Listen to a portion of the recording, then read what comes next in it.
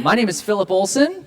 I'm Julia Olson. We host 2 Cents' new web series called 2 Cents. We're going to talk about that. PBS's new series called 2 Cents in just a second. Before we get started, kind of want to talk about where I was just a couple of years ago. Might resonate with you. I have pretty much my whole life dreamed and hoped for a bigger platform for my message, for performing, for video, whatever. I just wanted to be seen by more than just my friends and family on Facebook. And it's really hard to figure out how you go from doing that, that's easy, to lots of people, lots of views all over the world. I never knew what you have to do or what happens between you have a PBS show or something like it and you're just making videos out of your living room. We have gone through that journey. Now, I know a lot of the sessions here are kind of very much how to, like, just follow these steps and you will have X results. That's not how the there is no perfect formula that works for everybody. The entertainment industry has a lot of just chance involved in it, but we believe that luck is actually just preparation meets opportunity. You can't help what the opportunity is or when it will come. Maybe it will be PBS, maybe it will be something different. But we'll kind of go through what our journey was in the next 40 minutes or so to be prepared when that opportunity came. We're going to talk through real briefly 3 things. Basically, our video production before we signed an agreement with PBS, what it actually takes to create an episode of 2 Cents. It's a lot less fancy than you're probably imagining working with PBS, and how to get your stuff shared and viewed by lots of people without paying a penny or having anyone promote it, because we never have had PBS 1 cent of paid advertising. Yeah. So let's just jump on in. We do have about 10 minutes scheduled in this for a Q&A. Yes, and we will try to keep on time. Okay, so some things pre-video, pre-getting into the financial world that set us up for success were, 1, we are theater kids. That's what we met doing in college 13 years ago, so we've been married 11 years at this point. And so we had a little bit of film experience just as students doing that, learning, oh my gosh, this is probably a better angle for me, and I don't actually have to project like I do when I'm in theater, that sort of thing. And then we made a pivot. About 8 years ago for each of us, we were both trying to, make it, whatever that means. In the gig life, right? Like, we were booking commercials and he was teaching acting and I started like a personal organization business like you do. But then we decided we were kind of through with that, and he made a pivot into the financial industry to work at a broker dealer, and then I made a pivot into the mortgage industry of all places. And then after about 5 years respectively in each of these places, we both slowly came to this realization of financial industry is not built to help people. It's built to make money, period. And so we thought, there is a way to make money in an ethical way that helps people. How can we do this? And we figured out that we are going to have to do this ourselves. We're going to have to do our own thing, set up our own shop. So in preparation for this was not like a, wake up one day and make it work. This was years of preparation to get this to happen. So he started studying for his CFP exam, and then finally passed it after 3 years of work in 2014. And another reason why we knew we needed to shut up shop was when we were in these industries that we were in, they're heavily regulated. Like Philip said, I think I want to, make a video about me and kind of the clients I worked with and the people he worked with, which was MetLife at the time. They were like, no way, cannot do that. We cannot regulate you. We can't do this. So that was another reason why we wanted to set up our own shop. So we had the ability to put out videos like we wanted to. We started making our first financial videos just before we opened our own firm called The Art of Finance, which we launched in 2015. And then right around that time, we started doing something that looks similar to the style that we're doing now, which is kind of these skitty edutainment sort of things. So that's just a general breakdown of pre-PBS. So for about 3 years, we made our own stuff out of our house. and we're going to show you all the iterations of our video because it's a nice slice of humble pie for us where we came from, and to inspire you that you don't need a gigantic budget or a ton of skill to start, because we didn't have either when we began. So our very first iteration of the video, I'm going to show you maybe 30 seconds of one of our very first videos. The whole thing. It's hard. I can't even look at it. And I'll kind of talk through what went through the process of creating that. I'll mute the audio after about 30 seconds, which the audio, just bear with us. Hey guys, I'm Philip Olson, and I'm a CFP with a fine arts degree. I answer questions that creatives and artists have about money. Okay, today's question comes all the way from Finland, from a friend of mine and the amazing theater set designer Ia and Sarah, who I've had the huge honor. Okay, you get the idea. So this is me sitting in my office, talking straight at the camera, using a podcasting mic, which is not good for being this far away, I'll tell you that. And it is recorded on my laptop video camera. A basic freeware editing software makes those words go up and down. It wasn't the most engaging content, but it was the place to begin, and that's where we start. So I kind of made maybe 5 or 10 of these before we launched our own firm. And you'll see, it's really, really basic, very grainy. The sound is very echoey. That's where we started. I think, you wanted to talk about our version 2? Yeah. So version 2 came around when I showed up. And I was like, I don't like the style that you're doing. I think we can spice it up a bit. So the direction that I wanted to go in was less improv, less sitting, just talking at people. I wanted something that had a script to it, right? Like more like a skit. So I wanted to capitalize on also our sort of dynamic between the two of us and make it so that we could include better graphics and just be more dynamic with it. So this man slaved for hours and hours and hours, I mean hundreds of hours it felt like, on lynda.com to try and up his own editing game. Because again, we are making everything by ourselves at this point from start to finish. And not only that, we also have this RIA, this advisory business that is starting to boom. So we're basically working Monday through Sunday, pretty much all day, and the weekends were reserved for making our videos. So we'll give you a little taste of the next sort of evolution of this. So this is kind of our skit style video. I'll do maybe 10, 20, 30 seconds of this one too. If you're like most creative people that we meet, student loans are a millstone around your neck. Thankfully, there are 2 ways to get these things out of your life. One is forgiveness. Number 2 is just pay them off. Hey, that forgiveness one sounds nice. There are currently... So as you can see, graphics, better, right? We've upped our game in a couple of ways. One, the technology. So we bought a super expensive, little laptop, like extra. A $60 HD webcam, That's right. Logitech. $60 makes that pretty good, huh? It's not too bad. We also got a mic.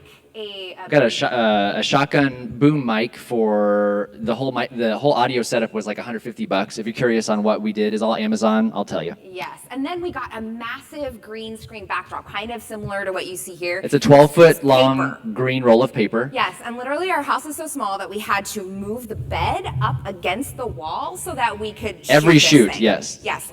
Every shoot. So the pros to this, I think the and a couple of box lights. I don't know. Yes, I can't remember what those are called, but I don't. Soft boxes. Thank you. Yes. There you go. Shows how much we know about this. I know. So I think the style is better. It's more engaging.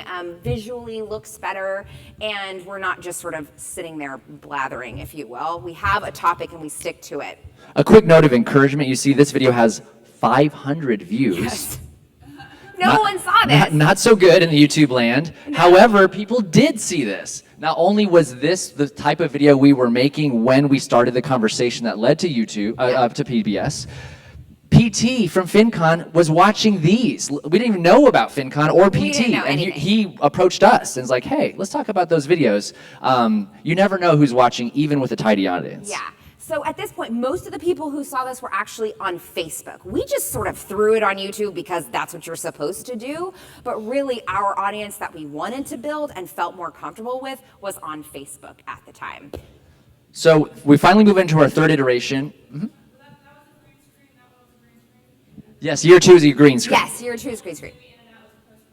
Yes. Correct. Yes. I paid maybe $50, $70 a month for the Adobe Creative Cloud Suite, kind of all the different programs. They're, in my opinion, pretty tough to learn from scratch. Yes. And so I had to take a bunch of courses to learn how to do it. I could do it, and I edited all those. It was incredibly time consuming, as Julia which was said. like the major downfall of this setup, which even though I think it looks pretty good, it looks better, was the time. Completely unsustainable. We could not do this. I mean, he was spending like 16 hours per 5-minute video to make it look like that. That is not easy. And I was losing my mind. I was like, you cannot spend all your time doing this. So we sort of went into our next version. So this was, the lesson we learned was, this is too slow. Even though they look okay, they're too time consuming. What's a faster way to do this? So we kind of combined the two styles into this third style. We kept all the same equipment, same sound, same light, same camera, still less than $200 worth of film equipment. We filmed in our living room. It was kind of an improvised conversation, but we kind of ran through it a few times in advance, so it wasn't purely improvised. We literally let the camera roll for maybe 10 minutes solid, and then we handed it off to an editor later who made it look the way it looks. So let's look at one of those. Yes, and as he's bringing that up, that's a quick pro tip. If you're doing video, do what we call a stumble through. Don't just turn on that thing and expect gold to come up, right? That's just not how it works. Figure out, what is my point? What is my angle? What am I trying to convey in this video? And just blather to yourself, or better yet, someone else who can listen to you and say, that's actually pretty interesting, or actually that thing you think is interesting, not. So that was our other final breakthrough in this Yes. third iteration of video, was we had a director, and I'll tell you what it was just a friend. Let me play this real quick, then if you have a question.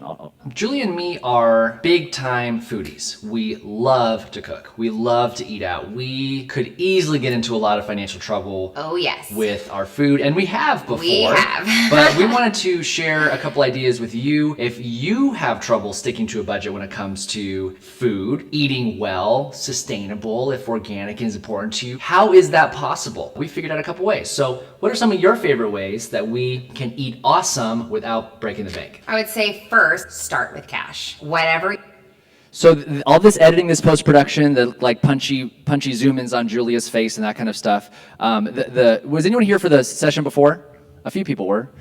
He was just describing exactly what our process was, which was, we had 3 people on Upwork edit the raw footage of this, send it back to us. I said this has to be edited in 3 hours or less because we have a budget. So we set the budget. I think that's important because you can tinker with this all day long. They can quote you thousands of dollars. You're like, oh, I can't do that. But I said $70, $20 an hour, you should be able to do this. And this is one of the 3 editors that came back to us, so we basically just outsourced it to him. We also had a director in the room, which was just a friend of ours who... That's why we're married today, guys. It's true, it's a marriage saver. Oh my gosh. Who kept us from directing each other if you make these videos with somebody else. It was just somebody who does community theater in Austin. Yeah, and just was just like, hey, that part's boring. Or like, you don't need to say that. We don't know, we can't tell how we sound or how we look. And so an outside pair of eyes, really, really helpful. Yes, 100%. Yeah, do you have a question?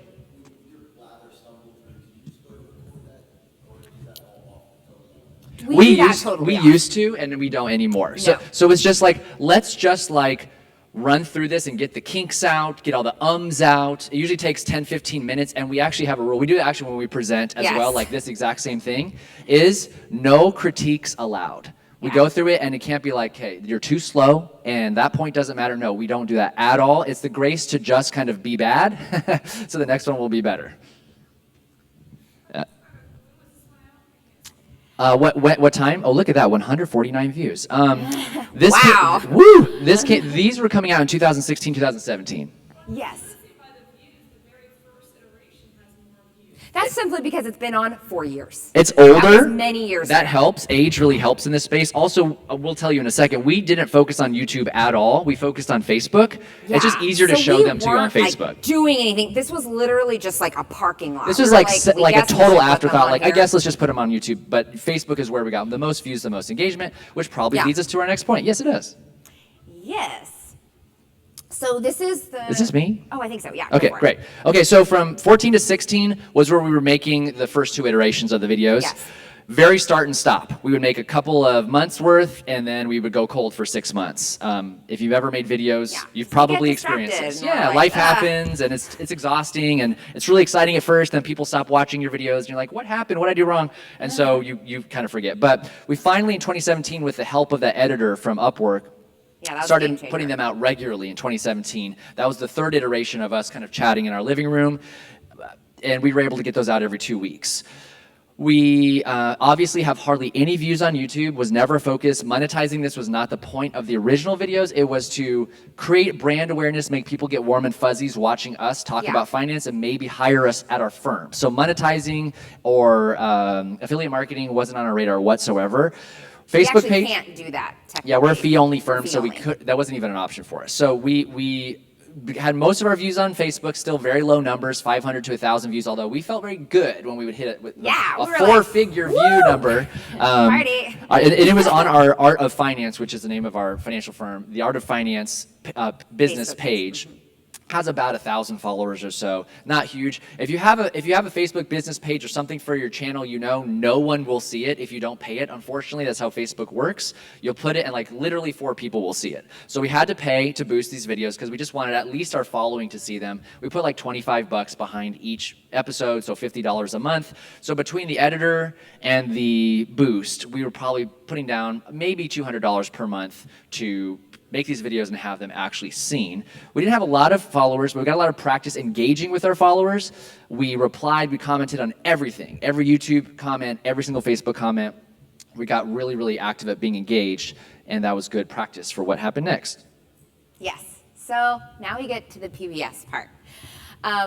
So as we're making these videos, and really this was at the 2nd iteration of those, I had a friend of mine, and really more of an acquaintance. We weren't super close. I had worked with him on a production of Hamlet back in 8, 9 years ago. But he was my director. His name is Andrew Matthews. And I enjoyed working with him at the time, and he just became another Facebook friend, and that was pretty much it. We kept in general touch, but that was it. Then he sends us this email one day saying, "Hey, I'm currently working on a PBS Digital Studios show called It's Okay to Be Smart," which you'll see up there. We had no idea what this was at the time. But he said, "I know that PBS is looking for more content, more digital content," which is the way that they're kind of wanting to build their brand, right? Because that's how we all watch, right? And we're not really in front of our TVs much anymore.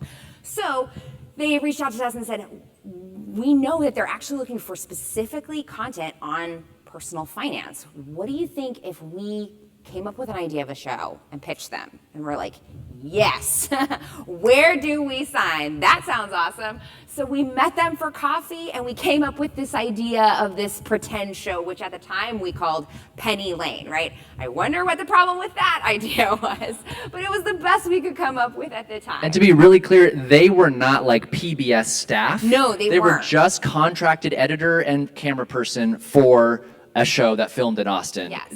Like 1099. They did not Yeah. work for PBS. But that show, It's Okay to Be Smart, is actually PBS Digital's flagship show. It has millions and millions of subscribers on YouTube, and it has a really big following.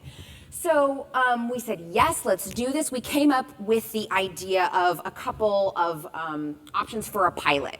And then they turned around to their PBS contacts and say, "Hey, we have this idea for a show. What do you think?" PBS says, "We're interested. Let's see a pilot." We said, "Okay." And then they said, "We'll go ahead and fund a pilot." We said, "Awesome." So then we get into this legal, it's not really a game, but we just sort of go into the legal track. We had to hire an entertainment attorney, sounds super fancy. And it took 6 months from when we gave them the idea for the show to when they had given us a contract, for the funding of this pilot, but we actually turned that contract down because it basically sort of hamstringed us. It said, if we fund this pilot for you, one, we own the pilot, so you can't take that anywhere else. And two, if we turn this idea down, you can't shop it around anywhere else for another 18 months. We said, no. All four of us believed in the show, the idea of the show enough that we said, no thank you, we'll actually fund the pilot ourselves, which was an awesome move in hindsight. We just did it because we kind of wanted to get the show going and didn't want to be in legal limbo anymore. So we decided to fund the pilot, which cost us out of pocket about $1,500. But Katie and Andrew, who are our co-creators and producers, they had to spend a ton of hours for free making this thing at the time. So it took 3 months to actually make the pilot after we shot it, turned it over to PBS, and then wouldn't you know it, we waited again. So this is actually the time while we were waiting for PBS to come up with some sort of final answer as to whether they wanted to pick us up, is when we switched from that second iteration of videos to that third. Because our business was booming, we wanted to keep getting the videos out, but we needed to do it in a sustainable way. So that's why we flipped at that It was taking so much longer than we expected. We thought this would be like a month or two max, that towards the end of this waiting period, they're just sitting on the pilot. We're just waiting for them to give us the green light. We're just like, this isn't going to happen. Let's just keep making our other stuff. So we fired back up the third iteration of videos way after the pilot was done, after PBS already had it. We just said, maybe this won't happen. This is partly out of our control. And so we just started making our own stuff again. Yeah. And so finally then, in a very strange sort of rushed fashion, they said, we love it. Here's all the money. Start making this. We're like, okay, after a year of waiting, we're finally here. And so what they did was Do you want to show it real quick? Yeah, let's we'll just look at like the first 30 seconds of our pilot that we made apart from PBS and pitched to them. So we just shot this and produced this on our own in Austin, which ended up becoming the pilot and first episode of 2 Cents. Don't you just love that new car smell? It smells like power and freedom. Actually, it smells more like petroleum-based solvents evaporating off vinyl and plastic. Wow, buzzkill. Let's see if you still like that smell when you find out what it's really costing you. I'm locking the windows. So all this animation that you see from scratch, all of that. Andrew did this for free on his own time. Since the auto boom of the 1950s, cars have become an integral part of American society. Car companies spent $14.2 billion in advertising alone in 2014, and that number is only rising. They convince us that once we're behind the wheel, our families will love us more, our neighbors will envy us, and our freedom to go anywhere is secure. Unfortunately, they're more likely to take away your freedom and security. New cars are a financial triple threat. We borrow money at interest to buy an asset that we have to pay to maintain, and here's the big kicker, that drastically depreciates in value. Wait, what is depreciation anyway? Hey, So as you can see, that draws a lot on that sort of second iteration, those skits. It has like a little bit of corniness on it, right? Like that's intentional, right? We want it to kind of be that way. We want it to be approachable. Non-threatening is the goal. Yes, very non-threatening. That is absolutely the goal. We didn't want any sort of jargon. We didn't want to take anything for granted, that people knew what all of these financial What is terms depreciation? We have a whole thing where it's like we have an ice Exactly. cream cone that's melting to demonstrate what that means, because maybe you don't know what that is. Yes. So our first contract that we entered into with PBS was for this thing that we sort of called a mini season, which was just 12 episodes. And then we premiered this year on January 16th, only on Facebook Watch. How many of you know what Facebook Watch is? Okay, right? 5 people. Like literally under 10 people. We are, at this point, for only maybe 2 more days, the only PBS Digital Studios show that is on Facebook Watch specifically. So we were kind of a guinea pig for them to see, what is this Facebook Watch platform? What are they doing with it? Because all of their other content lives on YouTube. Primarily. Yes, primarily. But in just a few days, we will actually also be on YouTube. So that's a whole other thing that we're going to have to learn how to deal with. But just to fast forward to where we are today, so in essentially 8 months, we hit 100,000 subscribers. There are multiple videos of that first season that have well over 1 million views. I think our top one has like 3 million, something like that. And again, PBS does not boost this. Facebook also, to PBS's chagrin, didn't do anything special for this show. They didn't promote it or do anything like that. So all of that is completely organic, literally from zero. And we had no idea what to expect from the show. I was actually in England at the time of our premiere by myself. I was on my solo baby moon. I was pregnant at the time.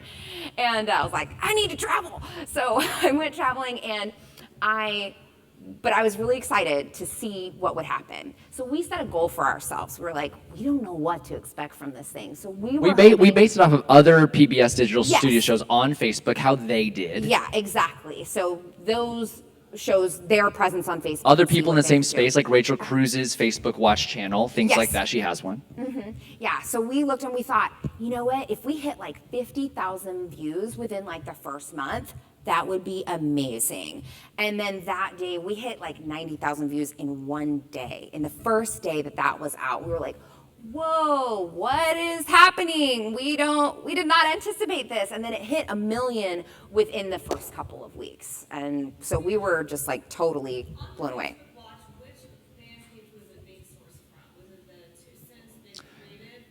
So you're actually asking about a fan page, which is not what Facebook Watch is. Facebook Watch. No. It is its own unique channel entity, not connected to any other page. Posted. There is not a 2 cents fan page. No. There is not an Art of Finance or Philip fan page.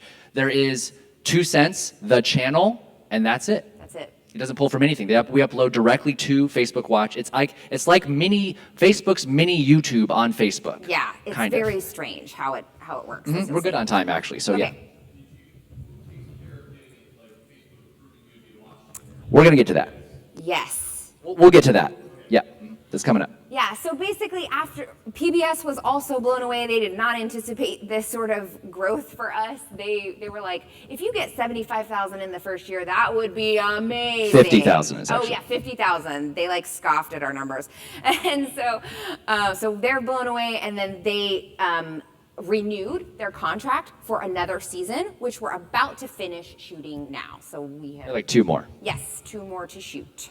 Okay, so to the question in the back there, how do we make a 2 cents episode? It's hard to read, so I will be reading it to you. Sorry, there's a lot of steps here, and I'm going to go through it relatively quickly. If you're interested in the actual process of how we produce it in more detail, I'm happy to talk with you guys after in the hall. So there's really 3 main phases of creating this show that we break it down into: creating a script, filming the thing, and post-production and editing. Then there's finally the social engagement with it at the end. Yeah. But we start by actually writing a full script that is not improvised whatsoever with a brainstorming session. Julia, me, and Katie and Andrew, the 4 of us are basically 2 cents. We sit down and we come 4 cents. We come up with ideas for topics, very, very, very general. And by the way, I believe the slideshow will be like available for everybody afterwards. I literally just uploaded it to the file.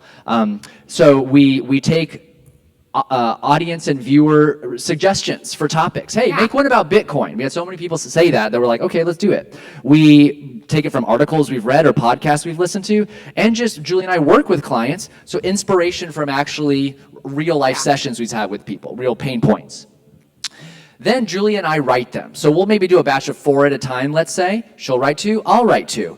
We write it on our own. It ends up looking like about a 1 to 2 page long blog or essay. It does not look like a script or anything like the video you just saw. It's kind of a somewhat boring lecture on the topic.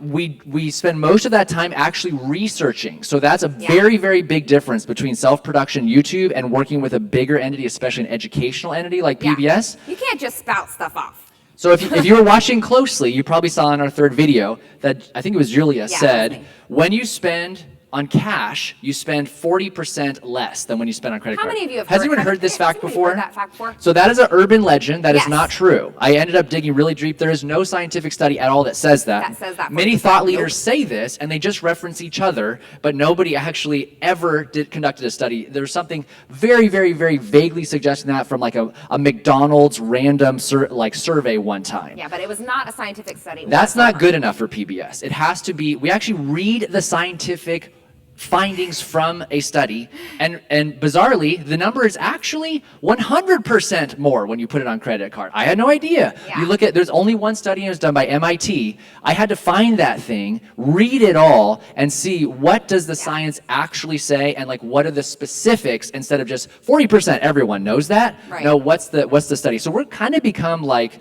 amateur journalists, really. We spend a lot of time researching facts on this as we write the episodes. As we finish them, we hand them off to Andrew, who has a background in film script writing. He turns our blog essay thing into a real script with jokes and dialogue and back and forth and who says what and what will come on screen. It takes him just a day or two to do that, to take it from an essay to an actual script. And he'll also edit it and take out things that he doesn't think will resonate with people. Because like we're in the financial trenches every day of this industry, and we've sort of gotten to the place where we think we know what people want to hear and what they need to be educated on. And Andrew and Katie will often say like, that's great, not gonna do well on this video, so we gotta take it out. It's good to have somebody who does not live in the financial space to be able to tell you that this is too inside baseball, or no one cares about this. Yeah. Or like they're wanting to know X and Like, you never talked about I it. want them to care. All right, so then we film it. It's actually in a house that has been converted to a studio in Austin. We film in the living room or something, or kitchen. Something. And there is professional film equipment, which is Yes. nice. Helps us look better. We have professional lighting, professional sound, professional camera. But it's just the four of us. It's me and Julia and Katie and Andrew. There's Yeah. no interns running around or gaffers or sound guy. No. Nobody's doing my makeup. We do our own makeup. We buy our own wardrobe. We do our own hair. It is a very small, scrappy production.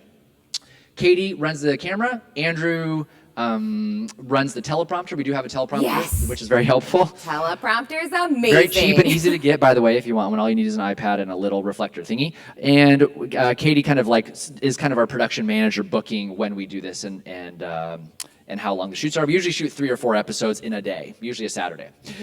Once it's done, Julie and I kind of are unengaged for a little while. Andrew, the brilliant animator and editor of our team, takes the raw footage and makes it look amazing. For the first 12 episodes, he edited them all on his own. He is a pro, and I mean a pro. Yes. And he still takes 40 It takes hours. a whole 40. week of work to make one 5-minute To make a episode. 5-minute video. For It's so animation. time consuming, actually. At this point, he actually outsources the animation and just oversees the storyboards and the style direction and so He forth. still does like a couple of episodes for a season, but he mostly So that nice look, you need someone who is a really talented and very, very dedicated animator and editor to make it look like that. And and the very last thing is we get sent the second to last draft to review for accuracy. So things like 1987 to 2007 is not 30 years, or whatever, math errors or typos. If those creep into it, it really hurts our credibility. So we now have gotten much better. We've gotten a couple in there that are pretty bad. We were a but little we're sloppy at the beginning, and things Yes, snuck we've by, learned. and boy, we got called on those. And so now we check, like I pause and look at every single on-screen graphic, Every stat, single number. everything. There was something like the most basic math. It was like 100 times 0.1, and it equal 1, or something wrong. It was wrong. And so, that's very embarrassing for us as professionals, so we're very careful about that. Then it goes up on Facebook. It gets uploaded Yes, by PBS. By PBS. We hand it to PBS. PBS uploads it themselves to Facebook Watch. It also goes to pbs.org, so it's actually in 2 Yeah, places. there's And then Julie and I turn back on. We are the social media engagement team of the show. So if you watch our show, have ever seen our page and there's a comment, that's us. It's always us. We're doing all the communication. We have a lot of free reign over what we can say. They're very, very touchy on, we can never say anything political at all, or kind of that touches on identity politics. So we just avoid all of that stuff. And we try to keep it really, really positive. Julia will tell you more about that in a second. Yeah, so now 5 minutes. Yeah, okay, perfect. So now it comes to, I just wanted to share what I think has been critical to the pretty rapid success of the show and creating this sort of tribe that we have, which I think is very positive, very engaged, and really just loves to hang out with us. So number one, make it personal. Even though we are coming at it, we're trying to research all this stuff and really bring an educational bent to what we do, I really try and weave through personal anecdotes in our videos. I just think it helps make an emotional connection, and it also helps me with the generation of the videos at the beginning. I don't just come up with all these ideas. I have to think when in my life have I felt crappy about what I did, financially speaking? And then that'll prompt an idea of, I want to teach a lesson on X. Number two, and this was something that the guy who was in here also said, which he said be polarizing. We can't really be polarizing on PBS so much, but take a stand. Even though we're coming at it from an educational perspective and we have to have all these, we have to cite our sources and all this stuff. As you all know, finance is not about numbers. Not at all. Personal finance is not about numbers. There are tons of different philosophies, ways to approach things like debt and, XYZ. There's a lot of personal opinion involved. And so we are starting to get better about being okay with taking a bold stance on an issue. For example, we just shot an episode that hasn't come out yet about how we believe and see that using credit cards for getting miles isn't actually cheap. It's probably the most expensive flight you've ever taken in your life. So taking a stand like that, and also with our pilot, trying to get people out of the financing their cars is hard. People have a lot of emotional connection with these things, and that's okay. It actually prompts engagement. We had an episode on the ways that women are better at finance than men. How do you think the internet liked that? I use studies. Thank you very much. It was scientific. Then this is really important and something that I'm going to have to figure out as we maneuver onto YouTube, but especially for Facebook, there is a golden window of time for engagement. As soon as that video comes out, you have basically kind of two waves. Within the first, I would say 3 hours, people really, really engage. And if you are there to meet them and talk with them as they go through, they'll often still be in the window and will come back. They'll get prompted to say, hey, 2 cents just replied to you. And they're like, whoa, I'm gonna come back and keep talking with them. So then there's that first 24-hour wave where you'll get the bulk of your comments. And if you are there to meet people within the first couple of hours of them commenting, Facebook loves that. The algorithms just go, and we need that. This is basically our boosting, right? We don't have money to boost this, but we do have our engagement. So within those first 48 hours is where you're gonna get the most engagement, where you really need to hop on talking with people because they want to talk to you.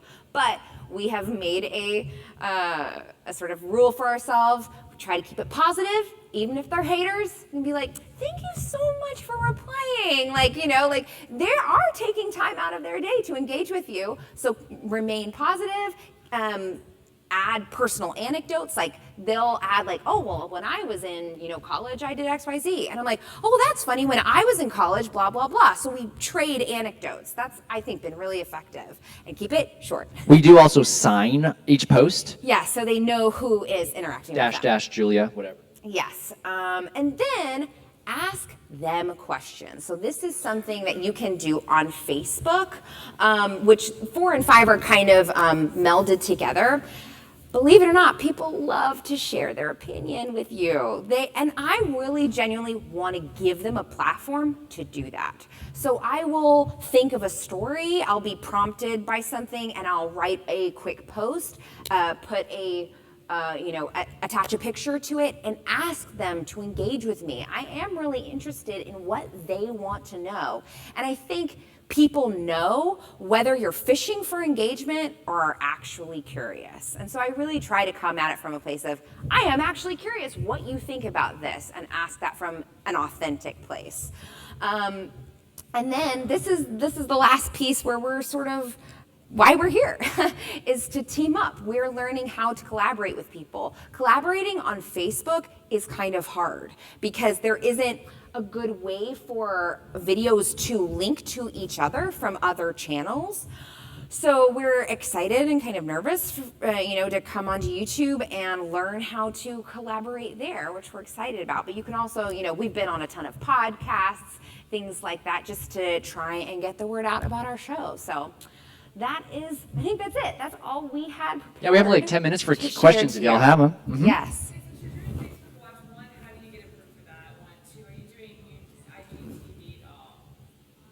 Second one's easy.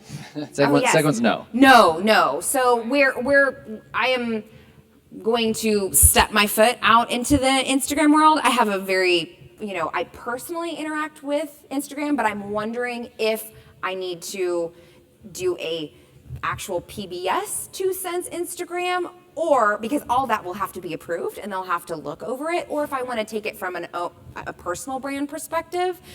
So at the moment, no. And then how do you get approved for Facebook Watch? Is that so Facebook is very new. Facebook Watch, is very new. Just the same as YouTube when it was brand new, you had to be affiliated with a larger, well-known brand to get on. Every rando couldn't make a YouTube video at the beginning. And Facebook Watch is the same way. So because we have a relationship with PBS, we have a channel. And I think you basically need an established brand right now to have a Facebook Watch channel. That's my understanding. But I bet they are going That's going to change. I'm almost positive. But that's how. So essentially PBS and Facebook were in talks. Facebook says, we really, really want PBS to come on the platform. Yeah, we want some exclusive content that they can only they want it to be exclusive. And then as Julia said, unfortunately, Facebook just kind of Facebook doesn't really know what it's doing with wandered Watch, off into the wilderness, and we're like, hey, okay, all right. So I guess we're shifting. Yes. Oh, you are. It's in Runberg, but on Runberg. On Runberg. It used to be down. Where was it before? I don't know. This is South Austin. Yeah, I'll tell you. afterwards. Yeah. Thank you very much. You might have answered this. Yeah. Thank you for being here.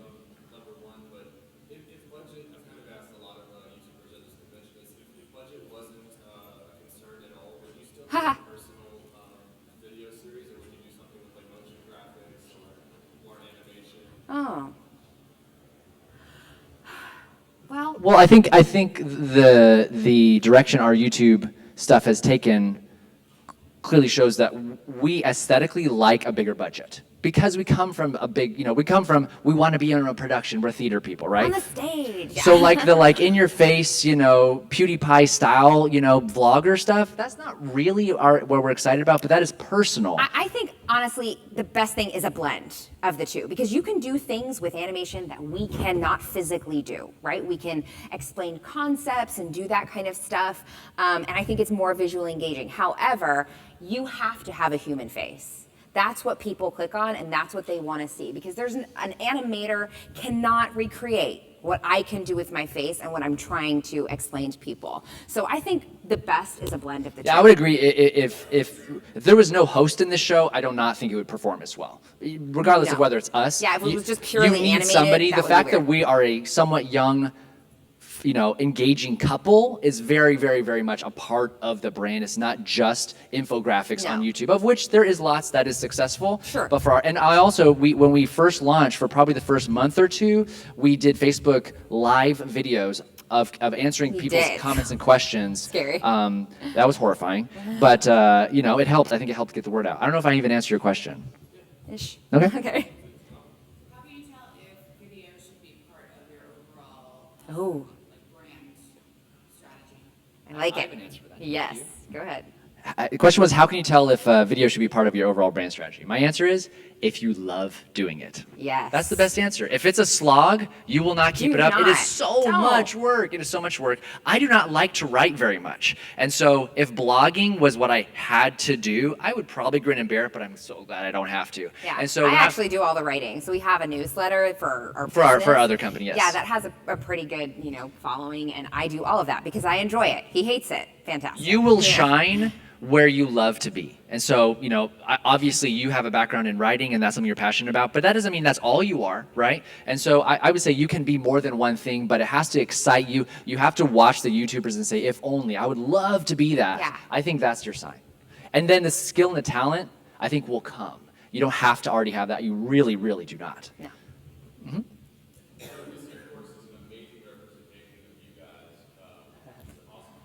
Thank you. Thanks. When you partner up with somebody like PBS, becomes also something completely different in ownership Yeah. comes into consideration. So when it is kind of your baby, your project, when somebody else kind of owns it too and has the same direction in it, what's that like? And if you want to, you're like, hey, we want to go to something else, or maybe we want to go to the direction of the video series, if somebody else kind of got the what's that like? Well, so I will say, to PBS's credit, they are very hands-off, actually, as in terms of the style. From a creation standpoint. Yeah, from a creation perspective, we have a ton of autonomy for that. Basically, if we don't fudge up, right? They're cool.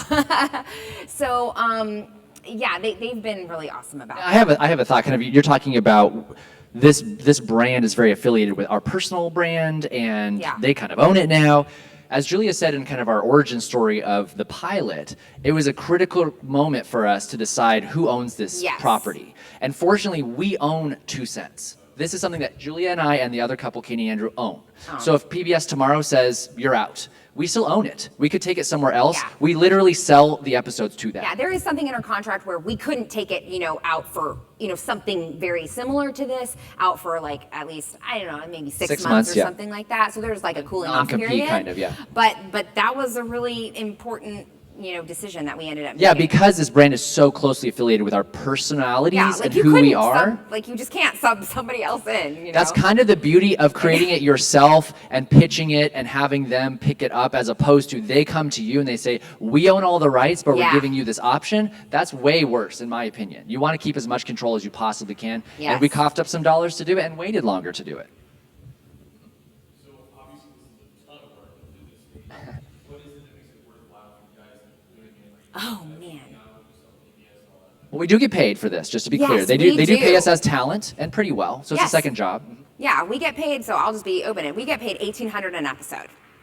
Not bad, right? We're not going to be bajillionaires, but No. it makes it worth our time for Yeah, sure. totally. I think what definitely makes it worth my time is why we got into this industry and why we started our own thing in the first place.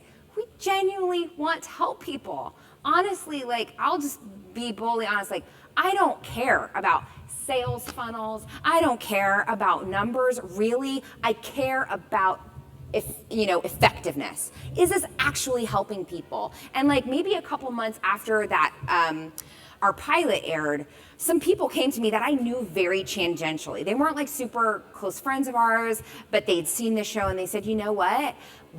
Our car got totaled, and what I learned from your episode, I went and that's what helped me buy my car. I was like, what?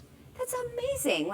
Seeing this actually help people in a tangible way, that is 100% what makes it worth it. I'll go shallow on that answer, which is we're also exhibitionists and love to be seen. Totally. Look I'm at it. not Where shy. are we right now? Yeah. So it is really a thrill to get to be on a bigger stage and not just, schlepping the next credit card, but advocating for something that can actually Yeah. make a positive difference at the same time. That is, in my opinion, what I think art should be. And so 100%. it's both. I want to be seen, but not for the wrong reasons, and we happen to be making a difference. Yeah, in the back.